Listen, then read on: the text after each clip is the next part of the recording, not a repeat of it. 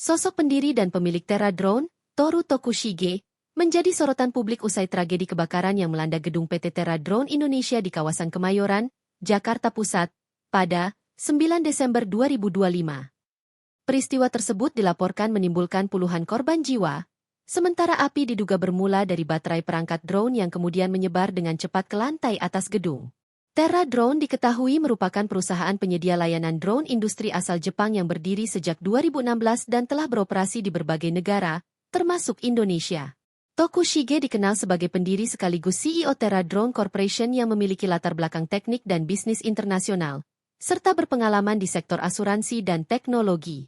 Pria asal prefektur Yamaguchi itu disebut memiliki peran besar dalam ekspansi bisnis Terra Drone ke berbagai negara, termasuk Indonesia yang menjadi salah satu pasar strategis perusahaan.